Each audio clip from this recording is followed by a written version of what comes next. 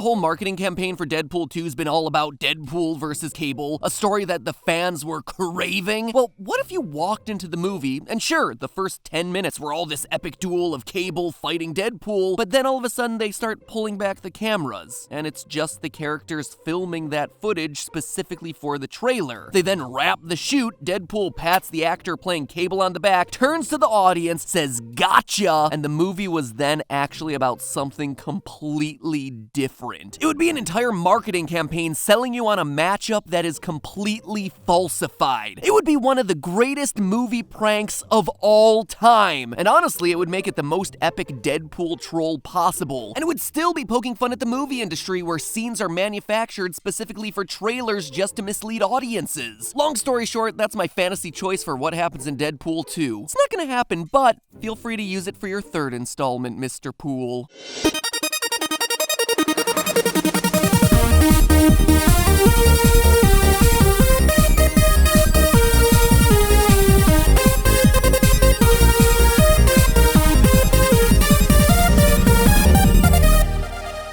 Hello, Internet! Welcome to Film Theory, where the theories are usually wrong, but heck, it's fun to try. I'm like the YouTube equivalent of a participation trophy. So anyway, if you're still shook from Infinity War, well then snap out of it.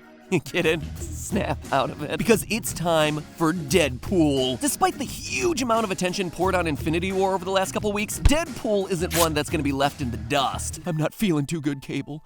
I'm not ready to go. Don't let me go. But today, I'm not focused on the merc with the mouth. Instead, I want to focus on a member of his team. One character in particular, a character by the name of Peter W. I don't know much about this Cable fella, but I guarantee he hasn't killed as many people as Melanoma has. Introduced in the final trailer for Deadpool 2, this powerless average Joe has quickly stolen the hearts of many of the internet. But I'm here today to tell ya, there's more to Peter than meets the eye. I mean, sure, he might seem quiet and unassuming, but if I'm reading the situation right, Peter holds a secret that we're gonna see play out before the end of Deadpool 2. So in the words of the movie's trailer, don't call it a comeback! Because, seriously, I never left in the first place. The YouTube algorithm literally will not let me stop making videos. Now, if you haven't been following the trailers or you somehow haven't gone to the theaters in the last 4 months, let me bring you up to speed. It all started back in February with the Be Deadpool 2nd campaign, in which the Deadpool Twitter account, which famously only followed Hello Kitty, announced that it would now be following a second random account that retweeted the hashtag BeDeadpool2nd. And despite everyone expecting a Golden Girls or Wolverine follow back, the winner did indeed seem to be an account that came out of nowhere. On March 24th, Deadpool started to follow at PeterW_1974.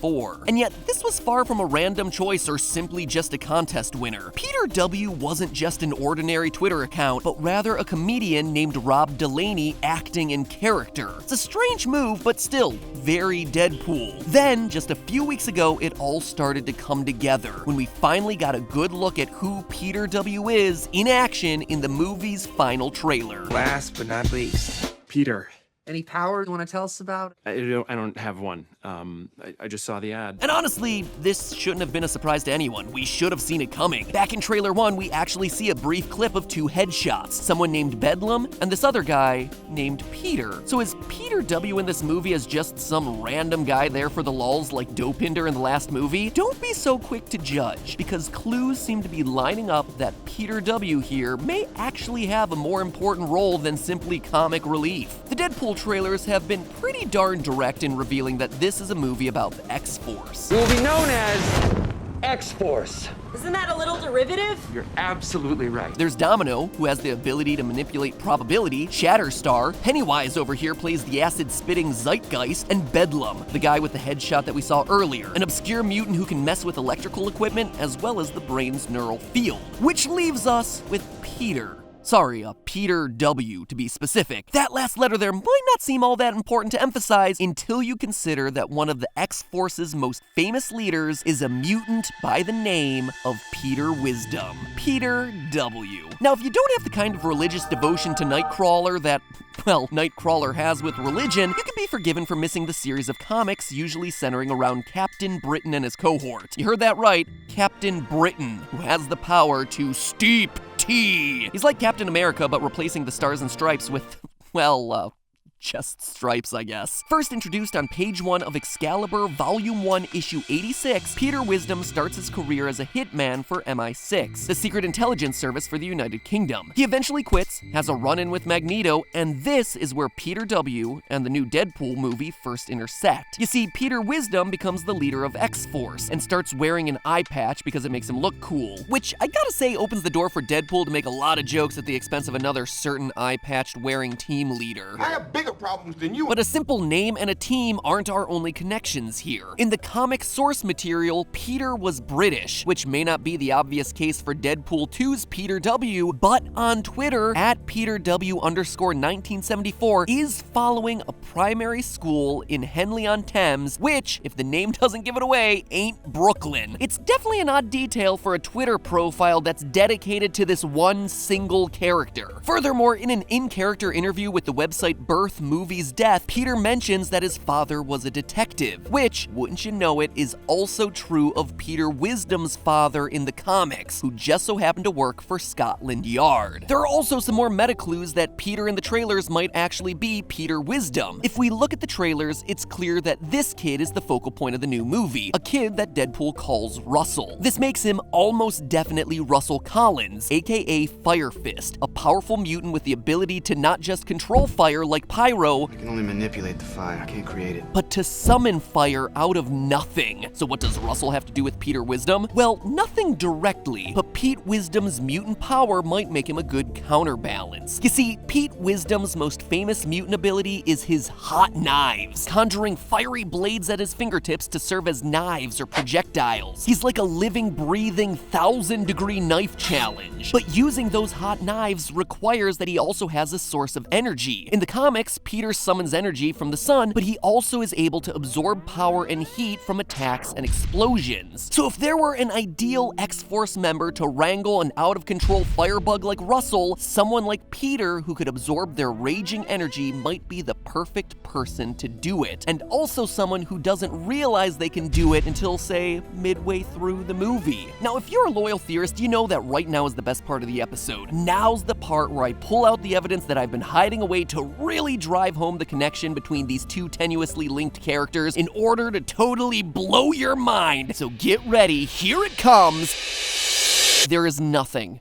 Seriously, I was looking all over the place for more connections, pouring through old Excalibur and X-Force comics looking to link Peter Wisdom to this incredible Twitter account, but there's not a whole lot else there. There's just a lot of things that don't quite add up. You see, the Peter Wisdom from the comics is a cynical chain smoker with a hard edge and flexible morals. If you read through all his Twitter posts, Peter W. IRL is just a mild-mannered beekeeper who's strongly against using drugs. He hates swearing and is easily fooled by basic Photoshop skills. When Peter Wisdom in the comics joins the Excalibur team, he's a swingin' single and dedicates a lot of his time to having a fling with Kitty Pryde, Shadowcat, while Peter W. claims to be happily married to a woman named Susan who, if you read between the lines in the tweets, appears to be cheating on him. That's just a mini theory though. Sure, in the Ultimate Comics universe, Peter Wisdom's power is derived from a serum, much like Deadpool's power from the first movie, so maybe that's where things are headed there, but honestly, Peter W. is fairly different in almost every single way, which makes me think that something is clearly wrong here. And that's when it hit me. Peter W. is a nobody with no special powers. He is exactly what the trailer is selling him as because Deadpool is playing a much bigger joke, and it's on us, the theorists of the internet. Deadpool execs know exactly how much trailers get extensively scanned and analyzed these days by rabid fanboys looking to expose the hidden secrets before the movie gets released. Just look at my nearly 16-minute long video from just a few weeks ago about the missing Infinity Stone that spanned dozens of movies and TV shows and trailers,